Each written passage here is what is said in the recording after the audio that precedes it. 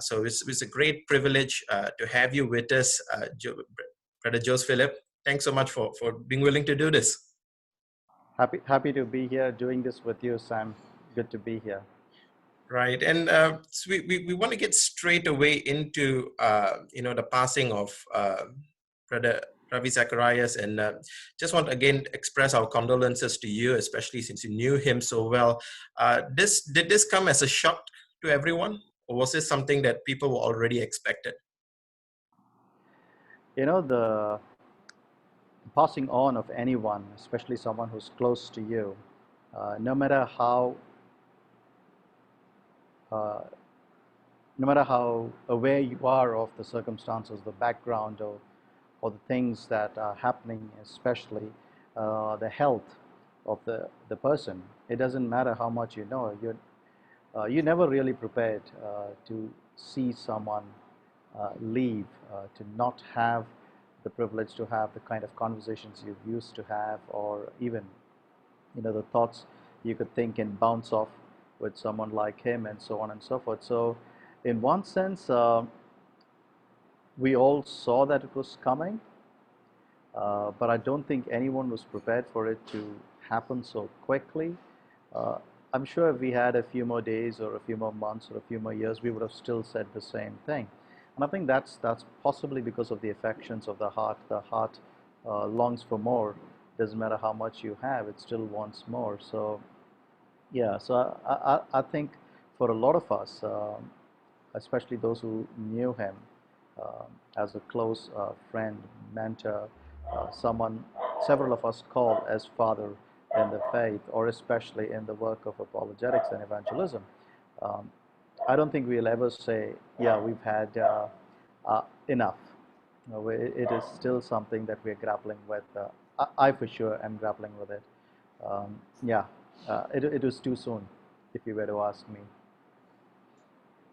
Indeed, it is, and I of course, we know Dr. Ravi Zacharias on YouTube. We know him from his talks. We know him from the CDs, the podcast that he's been doing. But you knew him a lot on a personal level. Could you share with us a little bit about how you knew him in person, and how was he the same on and off, the pulpit? Could you just share a little bit on your personal relationship with him? People when they first meet Ravi, or when they watch him on stage, as it were, speaking with such passion, they kind of assume that he is someone you need to keep a distance from. But I've never, I got to meet Ravi, know him in the late 90s, but I met him in 2001 in Dubai for the first time. But I've known him and I've spoken to him on the phone on multiple occasions before that. Uh, I've never once seen Ravi turn someone away or walk away from someone who's waiting to have a conversation with him. What's more is that he is someone who actually goes out of his way to make time for people in spite of his busy schedule. He's someone who travels for more than 200 days a year. But in spite of that, and you can see that from the tributes that have been coming, you can, I mean, there's not a single uh, time when I log into Facebook or any one of the social media platforms where there isn't a tribute from someone uh, from across the globe, you could say, um, honoring him as a person. Yes, granted, his work as an apologist has been like a trailblazer. He's gone literally where no man has. You could say that from the work of evangelism and apologetics. Unprecedented places he's been to, the invitations that he has uh, honored and spoken at. But when you look at the voices paying tribute to him, while they acknowledge all that he's done, he's always meant something to them personally. He's spoken to them uh, at the deep need of their heart. So if you ask me what kind of person was he on stage or off stage, behind the scenes as he were, uh, I wish a lot more people could get to know him behind the scenes. He was a lot more fun. He was the one thing you will not uh, do if you're with Ravi is that you will not stop laughing. He was so much of fun, and it was a deep joy and delight to be with him. Laughter uh, was his greatest gift, giving people that opportunity to just laugh, no matter how heavy hearted you are. When you come and you sit with him and you talk to him, you will break out into smile, if not roll in laughter. You will at least break out into a smile talking to him. Wonderful man, wonderful man. Absolutely. And we, for those of you who, I mean, just didn't know my story at least, and to how I got into apologetics, I remember having a conversation with a non-Christian when I was about 14 or 13, 14, where I actually, I mean, I wanted to serve God at a very young age, maybe as young as 10. I remember telling my teachers in school that I'll be a pastor one day. And at age 14, I'd been reading theological books at the age of 12, 13. I remember meeting a non-Christian who asked me questions on the Trinity that I couldn't quite answer. And I remember going back really disappointed that day, and praying to God and saying, I'm not obviously not very smart, because if I was, I'll be able to respond to this person. But uh, I prayed, and I remember praying in that shower that night saying, God, if you give me the wisdom, you give me the brains to do this, I would serve you in this. And I didn't know the word apologetics at that time. This was when I was 14, 15 years old. It wasn't until I heard a CD of Ravi Zacharias given to me by my cousin, where it actually hit home with me. And I said, this is it. This is what God was calling me to do. This is what I said I would do. And that's what really got me started in apologetics. And this was way before I even started seminary. I was probably 16 when I heard Dr. Ravi for the first time. So I guess my next question to you, Jose, would be, what made Ravi Zacharias so popular? And not just talking about the popularity in that many people know him. I'm talking about the popularity in the way that he influenced the way apologetics was done. Um, Apologetics was never quite the same again ever since Ravi Zacharias. Uh, I think you can ask anyone who knew Ravi this question, and their answer would probably be the same. Ravi always said, while questions are important, the questioner is more important than the question. So you're not giving information, you're speaking to a person. Um, you will never find him being unkind to anyone, no matter how hostile the questioner, or how hard the question, or even how unreasonable the question or the questioner. You will never find Ravi uh, being being uncaring or unkind with this person. That is something that I think took the intellectual world by storm, because you begin to see that you can actually connect ideas with persons, and you can wrestle with the ideas. Something that Ravi used to say, and I think all of us on the team have kind of imbibed that ideas are not equal. They're not meant to be equal, but persons are. So you could deal with ideas very differently. You might like some, you might not like others, but you will love and respect all persons. I think that is the unique contribution that Dr. Ravi Zacharias brought to the scene of apologetics, as it were. And I think that is a remarkable reflection of our Lord Himself. The ultimate apologetic, you could say, is love. And if there was one person who embodied that entirely to the T, it was Ravi Zacharias. I think the reason why apologetics is no longer the same, it's no longer just the argument and how coherent it is, but it goes beyond that, to taking that which is coherent and making it accessible to people at where they are, because it matters to them. Uh, I think that is something that I would say was the signature of Ravi Zacharias. It's always a person to speak to. No matter what the issue that we are speaking about, there's always a person to speak to. There is a questioner behind the question, and he never lost sight of either the questioner or the question. That was his genius. Uh, yeah. Yeah, and this is, of course, I mean, completely falls in line with what we do understand of Ravi Zacharias' ministry, in that many people actually first came to hear about Dr. Ravi not through actually hearing his sermons. I mean, in my case, obviously, I came to know him through, first of all, hearing his sermons. But most people, especially after YouTube, began to first hear his Q&As. I think that was one where his popularity actually grew. The way in which he answered people in Q&A settings, where he would answer them on the Trinity, he would answer them on the Bible. I think, as you said, as you rightly put it, it was the way he approached people that kind of took the world by storm. And I guess my follow-up question is, and again, I've had the privilege of studying under you apologetics as well.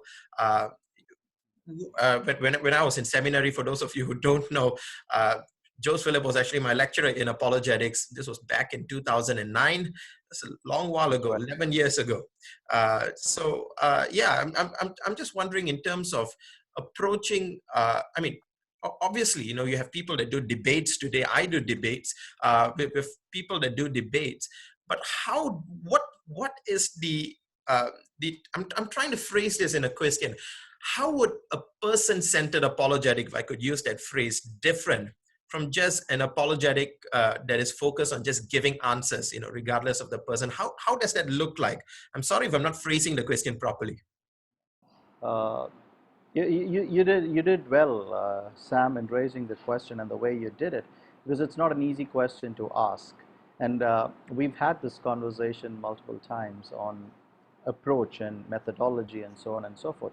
Um, if we were to try to respond to this, put this question into a word, that word that would encapsulate Dr. Ravi's approach is the word conversation.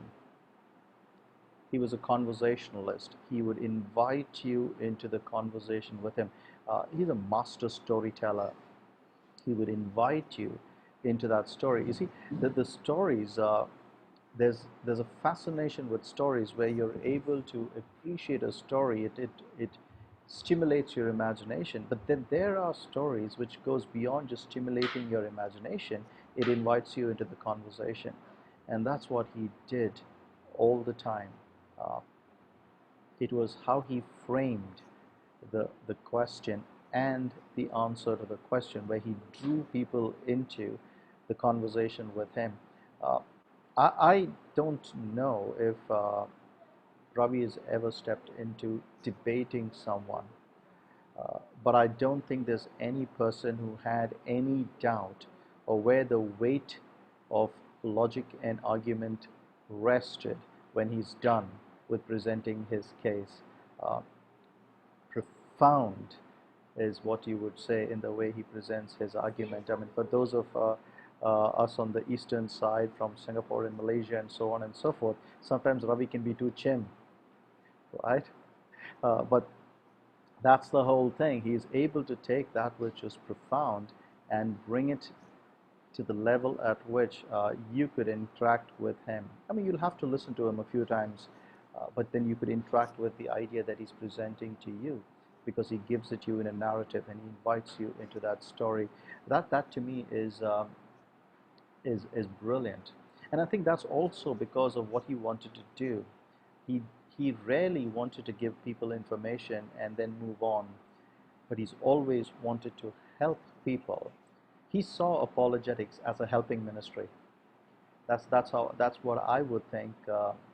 Uh, Having watched him both from afar and from very close quarters, apologetics for Ravi Zacharias was a helping ministry. He really wanted to help people find not just information, but truth that will set them free, and that in the person of Jesus Christ. And that's what made him both incredibly brilliant and somebody we all will desperately miss for a very, very long time. Absolutely. I remember having this conversation with you, actually, I believe on more than one occasion, where you talk about, how he drew him. How we should, at least in the way we approach apologetics, should draw people in through the conversation. But I mean, I guess you probably have heard feedback that that he somehow doesn't answer the question. He tends to go into the story and trying to capture the people by all. But that's really what he was trying to do, wasn't it? He was actually trying to draw them in instead of just addressing, going bull's eye for the question itself. Because as you stated earlier, the focus is not the question. The focus is the questioner. Would there be a fair way of describing it? Uh, Focus was the questioner, but it was never at the expense of answering the question. Uh, for anyone who tends to think that Dr. Ravi Zacharias kind of works his way away from a question, I'd like them to go back and listen to his answer one more time, because he's never walked away from giving an honest, thoughtful response to any question, no matter how hard it is. But here's what he does in drawing you into the conversation. What he actually does is that he gives you the privilege of not just saying yes or no because he's crossed all the T's and dotted all the I's, but he gives you the privilege to think through what is being said, especially the implications of what that would mean for you as an individual. Because if this question mattered to you, then the answer matters even more. So he not only gives you the information, and I think uh, being someone who's traveled for over 15 years now, doing the same kind of work with the same organization that bears his name, you realize very quickly that when you give people information, those who agree with you and the information you give will then applaud you immediately. But the change of heart doesn't come with just acquiring information. The change of heart comes with being able to have an interaction, to have a conversation. And I think that's what Ravi has done over and over again, no matter what the question is. So, yes, I think there are people who would, in one sense, present the charge that he tends to go the long way around. But I think he's done it for the benefit of those who are listening. Not just those who are trying to cross T's and dot I's, but those who are actually listening to find a way to, to be helped, not just have information that then they can use to go and use it in another conversation. But for those who really want to be helped, there's no better conversation partner than Dr. Ravi Zacharias. Oh, absolutely. And we of course remember, that he's, as we mentioned, he's responding to the person, of course, and you say that, of course, length, it takes time to do that. We don't quite see a very short responses from him when he's engaging the questioner during the question and answer session. Rather, it tends to go long, like you say, going the long way around. And one of those things, I guess, that was quite unique that we saw from Ravi was the way in which he employed questions to kind of open up the questioner himself. Instead, not assuming where the questioner is coming from, he would actually throw questions to come to that person. The most memorable incident, of course, that comes to mind is when I remember someone asking him, I think it was an atheist or a secular humanist, that asked Ravi, why are you so afraid of objective morality? Why are you so afraid of, do you think we're going to run around killing people if there was no book guiding us on what to do? I'll never forget his response. His first question, he took that mic and he asked was, do you lock your doors at night? And that, just that one question, as simple as it is, just kind of opened up. And even a questioner who seemed quite angry initially, just started laughing. Could you share with us how in what way was he able to use questions? Because I know we know that, if those of us who have read Tactics by Gray Kukel, we know the questions, we can use questions to get uh, to actually help guide the listener closer to the truth that we're trying to bring them to. But it was very unique in a way that Ravi Zacharias used questions. Could you just share a little bit more about how he used it and why it was so successful in when he employed it? Yeah, I think that's a great question, Sam. And you see, you could ask questions for multiple reasons. You could ask questions, say, for example, to clarify what someone has asked or an assertion somebody has made. And that's a very good reason to ask questions because, like you said, you don't want to be making assumptions of the other person and what they have just said. But I think for Ravi, it was more than just trying to clarify the question. He wanted to clarify where the questioner was coming from. And I think that was primarily because he cared about the person. Uh, if you go to a physician, if you sit with a physician, and you will know this, there are the kind of physicians who are brilliant and skillful, and they look at your reports and you know that they've done their studies very well because they can pick an MRI up and they can look at it and they can tell you exactly what's happening, and so on and so forth. And then there are those physicians who talk to you about why you've had to have an MRI in the first place, what went about, uh, what was happening, and what went into bringing you to the place that you actually came to, and so on and so forth. You see, at the end of the day, you might have the same medical condition, but the one who understands what's brought you there uh, is actually able to help you get out of that place a lot better than the one who doesn't understand how you got there. And it's got very little to do with just tactic in that sense. Oh, the skill of asking the question is very important. But I think beyond the skill of asking the question, the intent of applying that skill, and I think knowing him as a person, uh, having had conversations with him multiple times on this one aspect, the thing that he is impressed upon me, and I would say this for anybody on his team, the thing he's impressed upon us is intent is always prior to content. Why you want to answer that question is as important, if not more, than actually answering the question.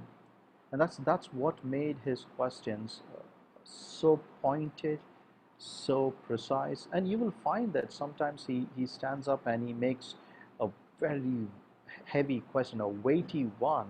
He would he would stand up and he would make it a light-hearted one by, you know, by a comment or so that will allow us the privilege to just relax and laugh or smile. And but then he comes back and he says, but that's not what we need to do. But he takes on the weightiness of the question, giving the questioner his due, and responding to it in a way in which it helps them. Not everybody receives help, and that's fine.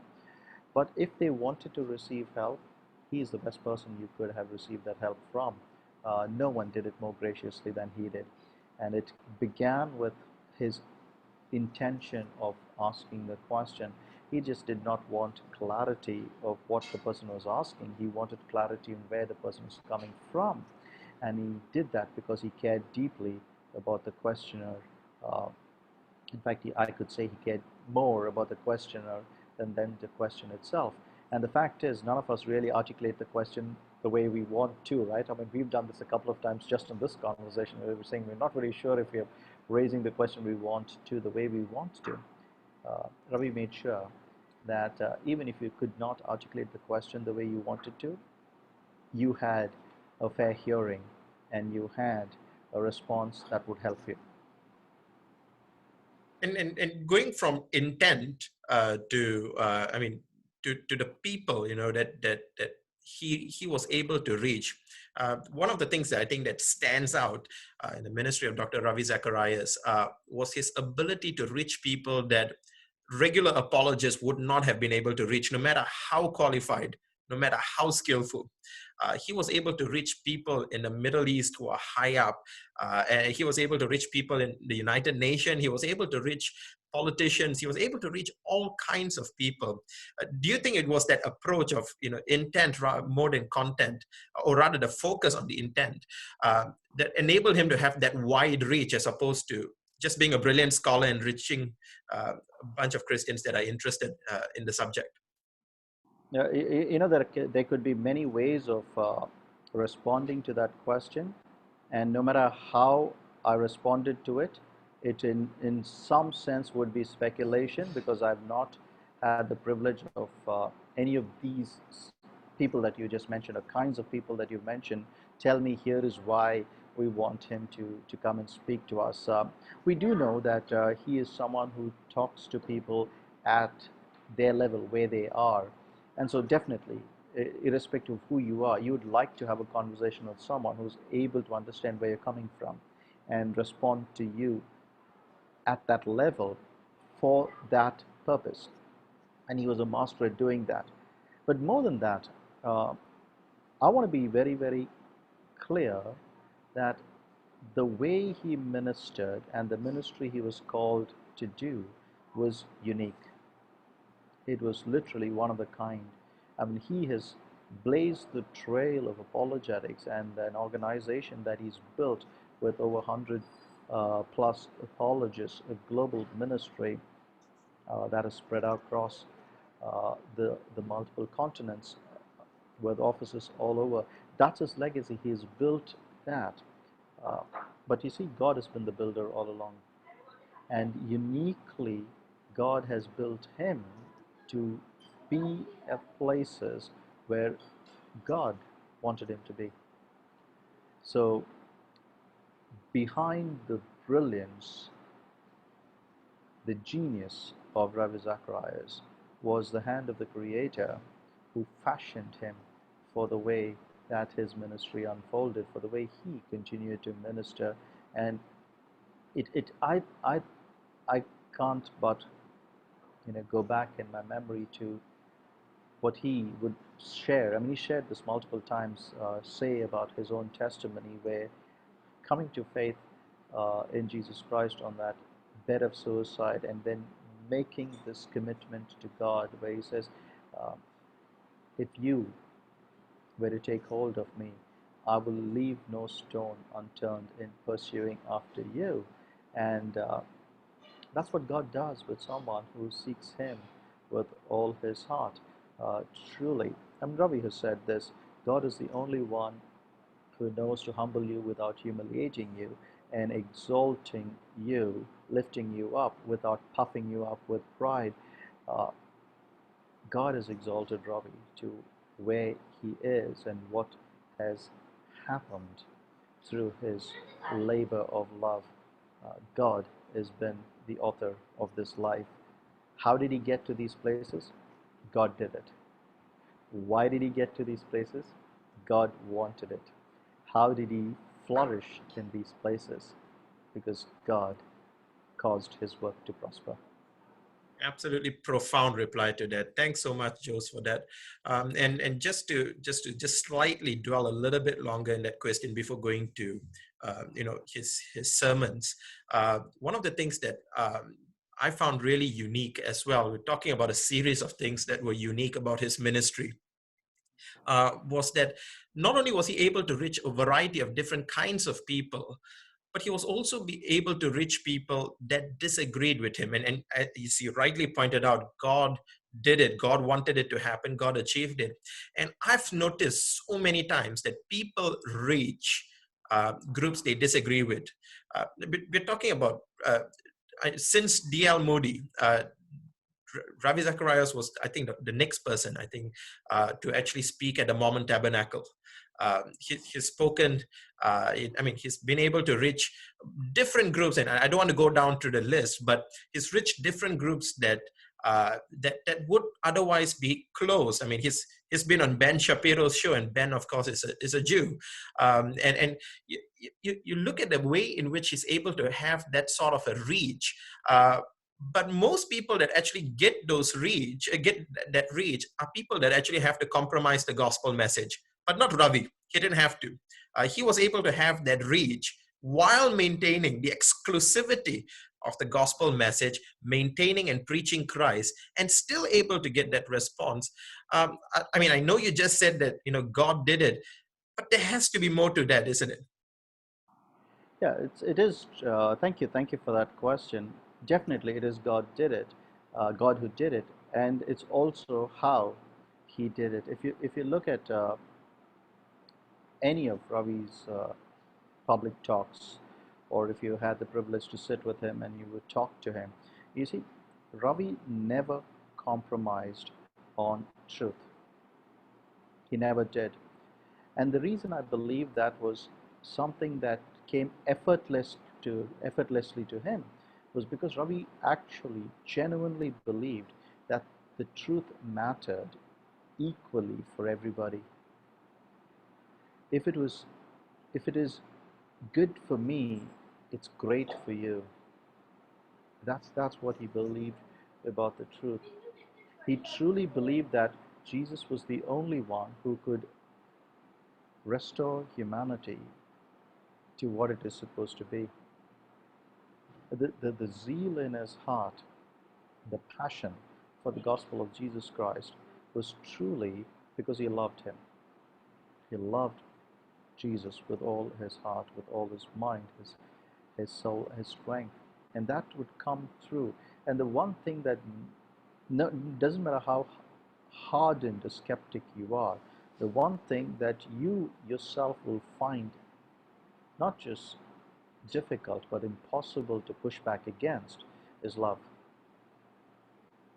You can disagree with ideas, and you're right. Not everybody agreed with ideas. Not everybody agreed with the same things that Ravi preached or proclaimed. But no one had a question about the intent and the deep passion and concern of his own heart. You know, as you were raising that question, the story that came to my mind was the story of Mother Teresa. And Ravi's actually mentioned this in one of his sermons as an illustration, where people disagreeing with her eventually, especially in the Indian context, and she being a foreign person, eventually gave in to her deep cry to be generous and a blessing to the underprivileged. They gave in to her because they saw her being consistent. They saw her being persistent. And then there was this one time where she was, I can't quite recollect the university in the US where she was going to be felicitated, and her posture or position on the unborn was very, very clear that she believed that all of life was sacred, and there you had all these incredible intellectuals out there who were arguing to the contrary, and she walked into that arena. I could be getting the details not exact over here, but she walked into the arena that she was to be a guest in, and you find that they rose and gave her a standing ovation. And the conclusion is that you can't really argue against a life well lived. Right? They had seen her hands and what her heart deeply desired to do. Uh, it is you could be someone who's meeting him for the first time, but the one thing that you will not miss is his tenderness, the tenderness of his heart and his deep care for you as a person. And he would do that irrespective of whether you sat on the throne or whether you opened the door. That is the kind of person he was. So yes, he was invited to places that was unthinkable, controversial, some would say. Uh, Unprecedented is a word that you could use for most of the places that he has been able to go and minister in. But that's the thing. People were confident that even if he said something that they deeply disagreed with, he would still do that with respect. He would still do that with love. He would not compromise on the message of the gospel. Neither would he compromise on the posture the messenger ought to take if he's taking the gospel. That I think is again of God. God had wired his heart in such a way that he did what Jesus would do, the way he would do it, to the T. That is what I think we should all learn from and go back to over and over again, because that is not something that comes to everybody naturally, but it is something we all must learn to do, no matter how hard it is that it's going to take for us to do it. Yeah, I like, just like what you said, that you can't argue against a life well lived. The argument is one thing, but living the life is something else. And that of course makes complete sense of the lectures that you delivered back then. Now, I have to say this, I'm not one of those students that keep lecture notes. I don't actually. So there's only been one lecture note that I've actually kept, hard copy, till this day, and that was actually your lecture notes on apologetic back in 2009. And I can still remember, I haven't looked at it in quite a while.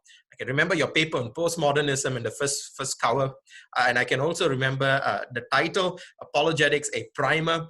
And I never would forget that you ended the apologetics course doing something that I've never quite seen someone else do. Maybe they do it, I've just not noticed it. But you ended the session on the final lecture on apologetics, when you taught it back in the Bible College of Malaysia, was on the life of an apologist. And I still recall that, even though it's 11 years ago. J. Warner Wallace has said, not all memories are the same. Some things you can forget what you said yesterday, but some things you remember, even though it's been 11 years. And I guess that you would say that, in some way, Ravi has had an impact on the way when you were teaching apologetics, it was not all about hitting the arguments home and scoring points in an intellectual level, but it was living the life of an apologist, and that you were willing to allocate an entire day, an entire session. It was a crash course, an entire 3 or 4 hour period just on how an apologist should live. Yeah, and I think that is something that I owe to Ravi Zacharias, uh, because the arguments are, in one sense, easy to learn if you were to just pick up and read and put in the effort to do it. The posture is not that easy to come by. It takes a lot more hard work to be disposed a certain way than to just present a certain argument. And that is something I'm deeply indebted to Dr. Ravi Zacharias for. He embodied that. He not only presented that, he embodied that. And uh, that's a treasure. That's a treasure. So yeah, I'm glad that's the memory that stayed with you. I was going to say you should throw away the notes. Yeah, you should probably throw away the notes, but you should keep the posture. You should keep that. Yes. Yeah, I'm definitely not throwing those notes away. That's probably that's, if I'm not mistaken, that's the only lecture note I have to this date. Of course, later when I was doing my masters, everything went online, and I've got the email notes now. But in terms of hard copy, that's the only ones that I have to still remaining. I did want to touch on one last question before we start dealing with maybe just some closing comments, and that's on. What was, and this is a personal question, you're not prepared for this. This is not a scripted conversation for those of you who are watching this. What was your favorite sermon from Ravi Zacharias, and why was that? Yeah, we can just, I know it's going to be hard to pinpoint one, but if you could, what would that be? Well, my favorite sermon for that I've heard him preach, it's yeah, it's a difficult one. It's a really difficult one. But if I were to pick one, the first thing that came to mind was a fish out of water, the one that he preached on Jonah's life. Uh, yeah, and I'm not going to say this is a close second, but I think it would probably be in the same line as a fish out of water, was marching to a different drummer. In fact, I think if my memory serves me right, uh, I would have probably heard Marching to a Different Drummer more times than I would have heard any other sermon of his preached. You can't listen to his talks once and walk away from it, no matter how familiar you are with what he says and how he says it. There's always a different angle with which he would approach it. I mean, he's like this incredible jeweler who knows how to turn a gem around and show you its brilliance from all quarters, as it were. So yeah, my memory goes back to Fish Out of Water and Marching to a Different Drummer. Thanks for that. Now, if you want that, of course, you can either see if you can purchase that online, and if there's any way we know that you can get that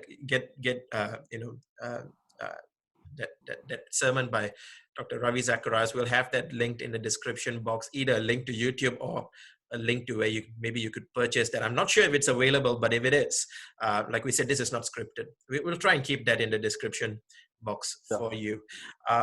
Yeah, one last question before we wrap up, and that's we talk a lot about apologetics taking a different form, and I guess that things tend to change. Apologetics is very different today than when I began, and that was not too long ago. It was 10 years ago. That I started my interest in apologetics. From seminary, but even in just the last 10 years, it's a very short period of time. It keeps evolving. And what we do find today, Joseph, as you very well know, of course, that you find that apologetics has been very often misconstrued. And we're not trying to name names. I don't have any one person in mind when I'm saying this. But it's come to an internet apologetics where people try to do apologetics in the comment sections. Some names are beginning to come now, I won't lie, but I'm going to try and push them out. The point is that what happens is that people tend to think that apologetics means just bashing people in the comment section, and in that sense, it's brought so much hurt to other people, especially when what we do is we try to just mock another person, try to tear down another person. Obviously, from everything that I've learned from you, that's not what apologetics is. But what would be your advice to a bunch of people? I mean, granted that this is on the internet as well, looking at this, to people who think that, apologetics means going to the comment section and, engaging people, shooting down their arguments. What would be your take home message, if you will, to someone like that? Yeah, and it's true what you're saying, and it's unfortunate that it is true. I would just say a couple of things, both of which I have learned from Ravi Zacharias, and it's not something that is hidden from the public eye, so to speak. The first thing is that he would always tell you that it is pointless to give someone a rose to smell after you've cut off their nose. That, I think, if my memory serves me right, is something that he learned from his mother. There's no point in giving someone a rose to smell after you've cut off their nose. But the other thing that he would add to that and say is that when you start throwing mud at someone else, you not only get your hands dirty, you lose a lot of ground as well. So I think we should learn to allow people the privilege to smell how beautiful the message of the gospel of Jesus Christ is, to just let that soak in. After all, the scripture reminds us that we are the aroma of Christ. So we should allow people the privilege of that aroma, but we should also allow people the courtesy of standing on their own 2 feet and not in somehow try to prove them wrong and therefore win by default, but rather give them the privilege of their position, but also give them the privilege of knowing Christ and why Christ alone provides them an alternative which actually is for their good, even actually better than their own position. So if we would just stop cutting off roses and stop throwing mud at each other, we will be able to stand our ground, hands clean, being the aroma of Christ. I think it's a great question to end on, Sam. Thank you. My pleasure, and thank you so much for your willingness to join us. It's been a pleasure talking to you, Jose, as always. Thank you. Yeah, God bless. and yes, and for those of you who are watching this, if you're new to Explain Apologetics, our YouTube channel, you may want to consider hitting the subscribe button that is right below this in order to be notified of future interviews that we're going to have.